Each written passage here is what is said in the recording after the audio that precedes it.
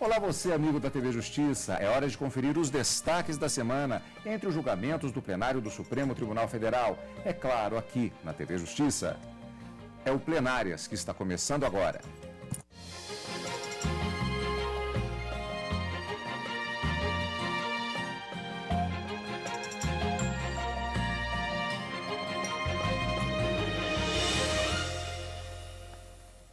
Nesta primeira edição do Plenárias do ano de 2016, nós vamos ver os destaques que foram as sessões dos dias 1º de fevereiro, a abertura dos trabalhos do Poder Judiciário, e também dos dias 3 e 4 de fevereiro, já sessões jurisdicionais com julgamentos e decisões pelos ministros do Supremo Tribunal Federal. Karina, nesse primeiro bloco nós vamos falar essencialmente sobre a abertura dos trabalhos do Poder Judiciário em 2016, no plenário do Supremo Tribunal Federal, e no segundo bloco nós vamos falar a respeito de julgamentos. Nós temos muita coisa para falar hoje, né?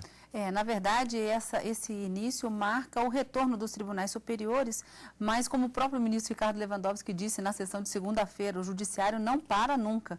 Na verdade, o que acontece são esse recesso no mês de janeiro e a retomada dos trabalhos a partir do primeiro dia útil de fevereiro. Sempre aqui no Supremo Tribunal Federal existe a realização de uma sessão solene de reabertura desse ano judiciário, que marca justamente o início dos trabalhos jurisdicionais dentro da rotina do próprio tribunal.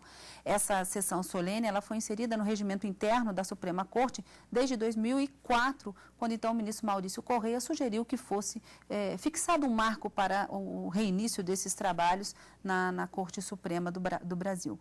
Então, nós tivemos na segunda-feira esse julgamento e, como você disse, na quarta e na quinta, sessões jurisdicionais com a discussão de temas muito importantes, como, por exemplo, ficou decidido na quarta-feira que incide, sim, o Imposto sobre Produtos Industrializados, o IPI, sobre a importação de veículos para uso próprio.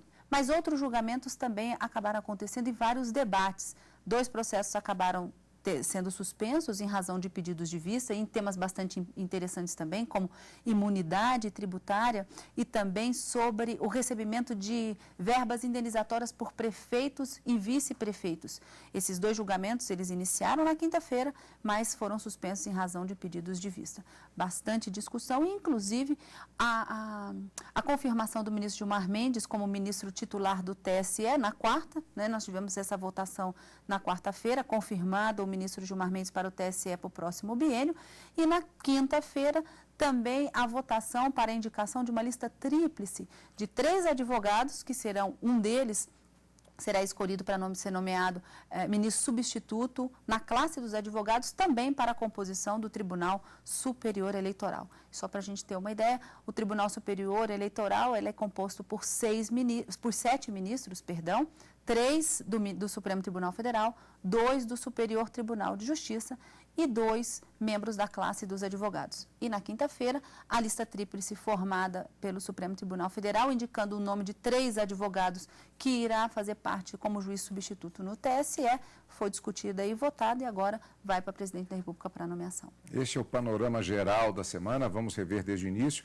Como já foi dito, nesta segunda-feira, dia 1º de fevereiro, não houve julgamentos. Foi aberto o ano judiciário de 2016 na sessão plenária que marcou a retomada dos trabalhos da Justiça aqui na sessão que aconteceu no plenário do Supremo Tribunal Federal. Vamos ver como foi.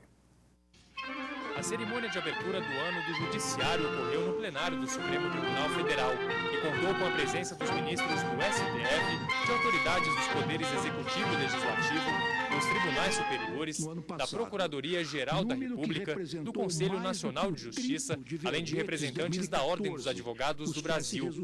Durante a sessão, o presidente do Supremo, o ministro Ricardo Lewandowski, destacou a importância do Poder Judiciário no dia a dia dos brasileiros e na formação da jurisprudência seguida por outros tribunais.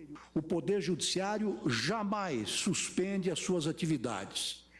Ele se encontra permanentemente alerta, ativo e acessível ao jurisdicionado, dia após dia, mesmo nos finais de semana, sempre pronto para assegurar aos que batem às suas portas a plena fruição dos direitos e das garantias fundamentais abrigados na Constituição e nas leis do país. Uma das preocupações do Supremo é desenvolver ferramentas para atender à demanda de processos que cresce em todo o país.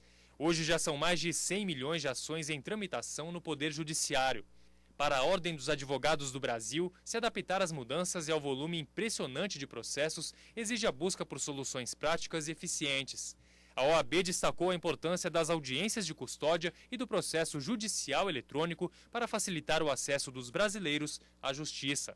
O escritório digital, construído pelo CNJ em parceria com a OAB, implanta o processo eletrônico de forma a ser inclusivo e não excluir a cidadania do acesso à justiça. Vai ao encontro do desejo da sociedade em termos mais justiça, com celeridade, mas assegurando o direito de defesa, o devido processo legal. O Procurador-Geral da República, Rodrigo Janot, também enfatizou o papel do Poder Judiciário no cumprimento das leis e da atuação do Supremo Tribunal Federal nas garantias de direitos fundamentais previstos na Constituição Federal.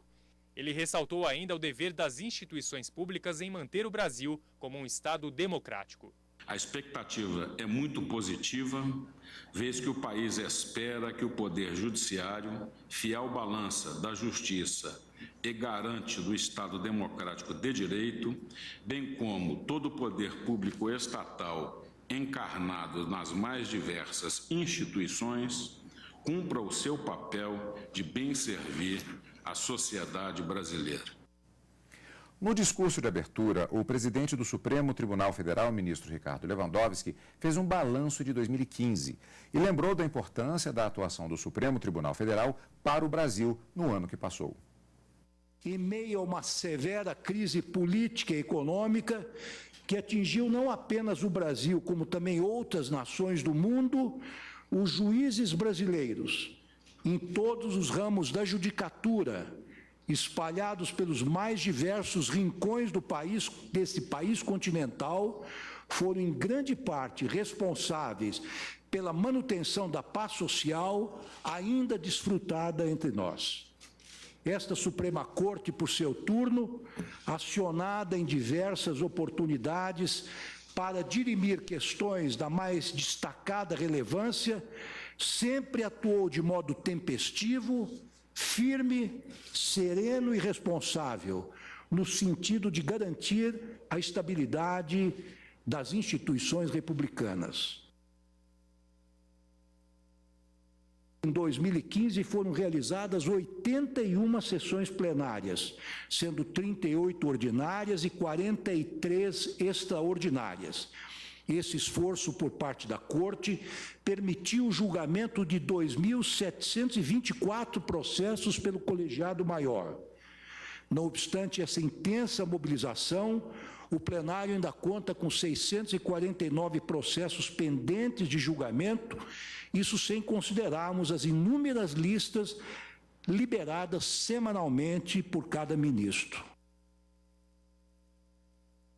Com o objetivo de diminuir esse acervo, estamos cogitando, com ativa colaboração de alguns de nossos pares, colocar em prática algumas saídas alternativas, como a representada pelo julgamento de novas categorias de processo pelo plenário virtual. Iniciaríamos com feitos que usualmente são julgados em lista, tais como embargos de declaração e agravos regimentais, e ainda outros que, como regra, não comportam sustentação oral, ressalvados, evidentemente, os pedidos de destaque formulados pelas partes. Entre os avanços alcançados pelo Conselho, ressaltamos o lançamento, em meados de novembro último, do plenário virtual, instrumento que potencializou sobremaneira a capacidade decisória do seu órgão colegiado, a realização das sessões plenárias virtuais todas as semanas, em acréscimos às tradicionais sessões presenciais que ocorrem quinzenalmente, contribuiu decisivamente para uma maior celeridade e eficiência na tomada de decisões do CNJ. O STF, isso é muito importante, passará a integrar a comunidade do PJE, estimando-se que a sua implantação nessa corte se dará já no primeiro trimestre deste ano. Claro que o Supremo não poderia ficar isolado do contexto dos tribunais que utilizam essa importante ferramenta. E durante a abertura do ano judiciário, o ministro Ricardo Lewandowski destacou também projetos para 2016, como a audiência de custódia e a inovadora consularização. No primeiro semestre desse ano, colocaremos em funcionamento a ferramenta eletrônica denominada Sistema Eletrônico de Execução Unificada, SEU, cujo objetivo é permitir o pleno controle da execução das penas em todos os tribunais brasileiros. Sua adoção imprimirá maior agilidade na tomada de decisões por parte dos juízes da execução, mediante, por exemplo, a emissão de avisos quanto às datas para progressão de regime ou a concessão de outros benefícios prisionais. A expectativa que temos, caso as audiências de custódia sejam efetivamente colocadas em prática em todo o Poder Judiciário, é podermos reduzir pela metade o número de presos provisórios, que hoje alcança mais ou menos 40% de um total de 600 mil pessoas que integram a nossa população carcerária. A colocação em prática pelo CNJ em conjunto com o Ministério das Relações Exteriores neste ano, que é exatamente a aplicação no Brasil do regime da Convenção sobre a Eliminação da Exigência de Legalização de Documentos Públicos Estrangeiros, a Convenção da Apostila. Não haverá mais necessidade de efetuar-se a legalização consular de documentos, também conhecida por consularização ou chancela consular, procedimento sabidamente longo e custoso que chega a envolver 4 instâncias burocráticas no exterior.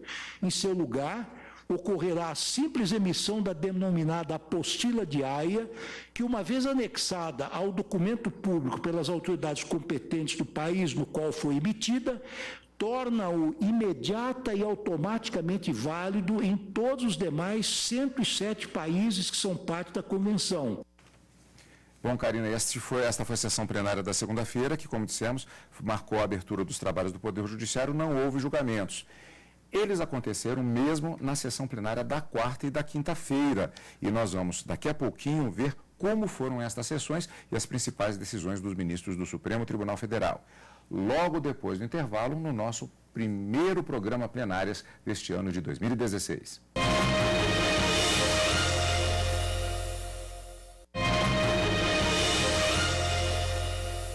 Estamos de volta com o Plenárias nesta cobertura da primeira semana dos trabalhos do plenário do Supremo Tribunal Federal. Na primeira sessão de julgamentos do ano, na quarta-feira, o plenário do Supremo Tribunal Federal retomou a análise de recurso que tratava da prescrição da proposta de ação de ressarcimento de prejuízo causado aos cofres públicos. Vamos rever. A discussão chegou ao STF depois de um acidente entre um ônibus e um veículo da União em 1997.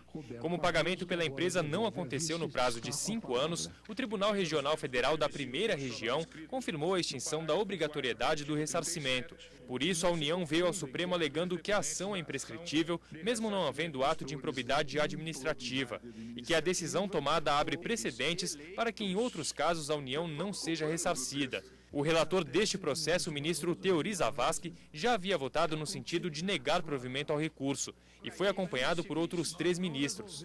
Hoje, o ministro Dias Toffoli retomou o julgamento, se manifestando de acordo com o voto do relator, por entender que não há, no caso, a hipótese de ato de improbidade administrativa, mas de simples acidente de trânsito. Afirmo isso porque, como se sabe, para o atendimento do requisito subjetivo do ato de improbidade administrativa, o causador do dano tem que ser agente, servidor ou não, conforme normatizado no artigo 2º da 8429/92, no sentido de que se reputa agente público para os efeitos dessa lei todo aquele que exerce, ainda que transitoriamente ou sem remuneração, por eleição, nomeação, designação, contratação ou qualquer outra forma de investidura ou vínculo, mandato, cargo, emprego ou função nas entidades mencionadas no artigo anterior. O ministro Edson Fachin foi o único a divergir dos votos que negavam provimento ao recurso. Para ele, o particular deve ressarcir a União e não há prazo para a propositura da ação de reparação. E ressaltou que o objetivo do pagamento é o de proteger os bens públicos. Não se trata aqui de gerar uma injustificada e eterna obrigação de guarda pelo particular de elementos probatórios aptos à conclusão de que não existe o dever de ressarcir, mas sim da afirmação de importante proteção da coisa pública, da qual também ele é titular. Por maioria de votos, o recurso extraordinário encaminhado pela União foi negado e confirmado que imprescritível são apenas as ações de improbidade administrativa. Eu tenho, inclusive, decisões nas quais eu adotei o que vinha sendo acolhido pela jurisprudência do tribunal sem condições de rediscutir a matéria aqui. E se a gente for fazer um levantamento, nós vamos encontrar de muitos dos ministros agora e ministros que já não estão nas cadeiras, exatamente essa decisão neste sentido. Entretanto, diante do julgamento trazido, eu estou negando provimento para assentar exatamente a tese que, quanto a ilícitos civis, na linha do que foi inicialmente preconizado pelo ministro Barroso, não cabe ser cogitada a imprescritibilidade. Ingressar em juízo para obter a reparação de um dano, né? Não, porque isso implicaria, como dito por Massal Justen Filho, né? Implicaria um direito de ação eterno. Como o processo tem repercussão geral reconhecida, a decisão do plenário soluciona 136 casos semelhantes que estavam sobrestados. Os ministros também formularam uma tese sobre o assunto e aprovaram a proposta feita pelo ministro Luiz Roberto Barroso. É prescritível a ação de reparação de danos à fazenda pública decorrente de ilícito civil. Os ministros retomaram o julgamento de um recurso extraordinário que trata da cobrança de imposto sobre produtos industrializados, o IPI, para veículos automotores importados por não contribuintes. O relator do processo, o ministro Marco Aurélio, já havia votado no sentido de que pode haver a cobrança do imposto sem que haja violação de qualquer princípio constitucional ou tributário. Por maioria de votos, os ministros seguiram o entendimento do relator. O recurso tem repercussão geral reconhecida e, com o julgamento concluído, a decisão é válida para 358 casos semelhantes que estavam sobrestados. Ainda na sessão plenária desta quarta-feira, o ministro do STF, Gilmar Mendes, foi reconduzido ao cargo de ministro do Tribunal Superior Eleitoral por maioria de votos. Karina, naquela ação de reparação, que foi a primeira abordada nessa reportagem de hoje, em relação à sessão de quarta-feira, prescrição foi um tema fundamental.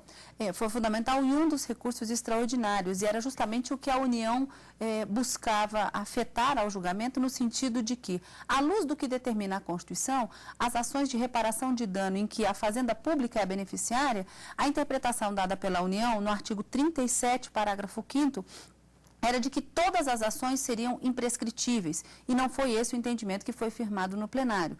Os ministros decidiram que apenas essas ações de reparação de danos de atos ilícitos, elas têm que obedecer o prazo de prescrição previsto em lei, e que apenas aquelas que envolvam atos de improbidade administrativa é que deveriam ser imprescritíveis. Então, deveria haver uma interpretação restritiva do parágrafo da Constituição. Essa foi a ideia.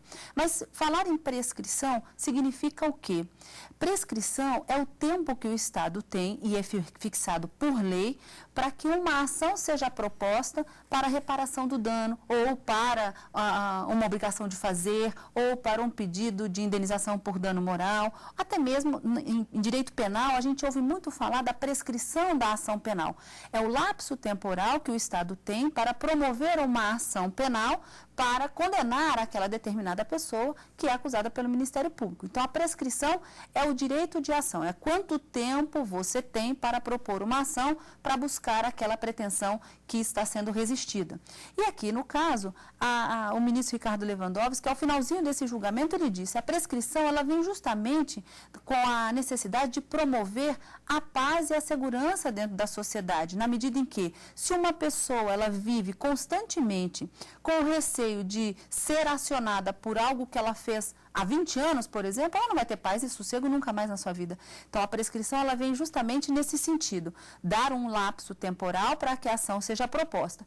Passou o lapso temporal previsto em lei, não se fala mais em direito de ação, aquela história está liquidada.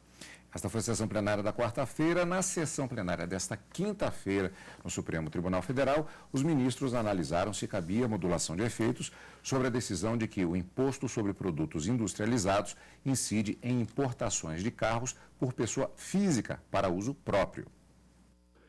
O recurso questionava a incidência do Imposto sobre Produtos Industrializados, o IPI, na compra de veículos importados por não contribuinte. Na quarta-feira, os ministros alteraram a jurisprudência do Supremo e entenderam que não há afronta ao princípio da não cumulatividade. Faltava apenas a modulação dos efeitos da decisão. O relator do processo, o ministro Marco Aurélio, alegou número insuficiente de votos necessários para que a decisão fosse modulada.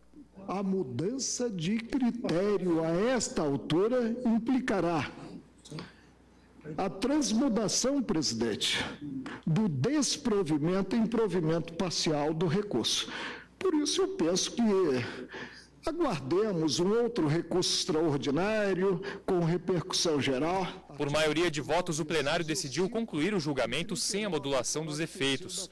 Os ministros do Supremo também julgaram recurso extraordinário contra a decisão do Tribunal de Justiça gaúcho, que entendeu ser inconstitucional a lei municipal que previa o pagamento de 13º salário, 1/3 de férias e o pagamento de verba de representação para o prefeito e vice-prefeito do município de Alecrim, no Rio Grande do Sul. No recurso, o município também questionava a competência do Tribunal de Justiça do Estado para declarar a inconstitucionalidade da norma, com base na Constituição Federal.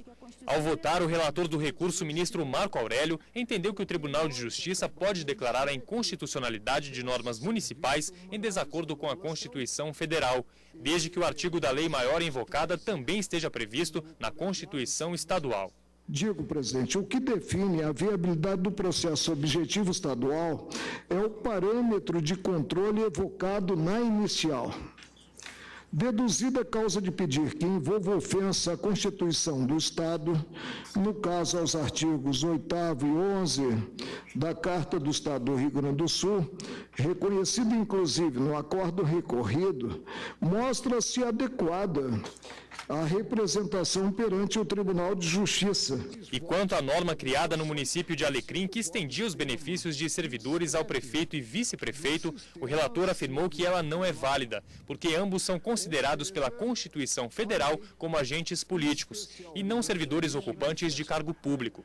Notem que o fato de a norma estadual tomar emprestado preceito da Constituição Federal não tem o condão de esvaziar a força normativa do dispositivo da Carta Estadual, que possui todos os atributos inerentes às normas jurídicas em geral. O relator foi acompanhado pelo ministro Edson Fachin. Já o ministro Luiz Roberto Barroso deu provimento parcial ao recurso, reconhecendo que o tribunal tem competência para declarar a inconstitucionalidade, mas garantindo ao prefeito e ao vice-prefeito o adicional de férias e 13º criados pela lei municipal. É que também nesta hipótese incide o tributo, de modo que não há declaração de inconstitucionalidade nem com redução de texto, nem sem redução de texto. O que há é uma mudança de jurisprudência. Após o voto do ministro Luiz Roberto Barroso, o ministro Teori Zavascki pediu vista do processo. Ainda na sessão desta quinta-feira, o plenário do Supremo indicou lista tríplice para o cargo de ministro substituto do Tribunal Superior Eleitoral na classe dos advogados. As indicações serão enviadas à Presidência da República. Bom, Karina, se na sessão da quarta-feira nós falamos a respeito de prescrição como uma palavra-chave, pelo menos para um dos processos, da quarta para a quinta-feira, o tema podemos dizer que foi modulação. O ministro Luiz Roberto Barroso, ele propôs a modulação dos efeitos da decisão do Supremo, que reconheceu a incidência do IPI sobre a importação de veículos automotores, para que a decisão pudesse valer a partir do julgamento e não retroceder para alcançar casos em que não haviam sido pagos esses impostos. Mas a maioria, o plenário acabou entendendo por maioria que na verdade, não foi até a maioria, não foi alcançado o quórum qualificado de 2/3 para que essa modulação dos efeitos acontecesse. E uma discussão surgiu a partir de um entendimento do ministro Luiz Roberto Barroso. Para o ministro Luiz Roberto Barroso, não se deve aplicar esse quórum qualificado de 2/3 previsto na lei que regulamenta a ADI, a ADC, a Lei 9868 de 99, para a modulação de efeitos das decisões proferidas em sede de recursos extraordinários. Esse quórum qualificado, na verdade, ele atenderia apenas a esses processos subjetivos e não aos subjetivos, como era o caso do julgamento, em que o ministro Luiz Roberto Barroso propunha que a modulação acontecesse pelo voto da maioria absoluta, ou seja, 6 ministros votando por essa modulação no recurso extraordinário, mas esse entendimento do ministro Luiz Roberto Barroso acabou sendo superado. Os ministros levantaram a jurisprudência que foi firmada no Supremo de que o quórum de 2/3 vale também tanto para processos objetivos como para processos subjetivos, e acabou sendo encerrada a discussão acerca dessa modulação dos efeitos. Então, portanto, a decisão do Supremo Tribunal Federal sobre a incidência do IPI passa a valer a partir da data do julgamento e vai alcançar todos aqueles casos em que o tributo não foi recolhido. Esta foi a primeira semana de trabalhos do plenário do Supremo Tribunal Federal, começando bem o ano de 2016. Karina, agora nós retornaremos depois do Carnaval, ou seja, já temos encontro marcado, como sempre, o que deve ser a nossa rotina deste ano de 2016. É encontro marcado no Direto do Plenário e também no próximo Plenárias. E continue aqui na TV Justiça. Portanto, muito obrigado mais uma vez pela sua companhia e, como já bem disse a Karina agora, continue conosco aqui na TV Justiça.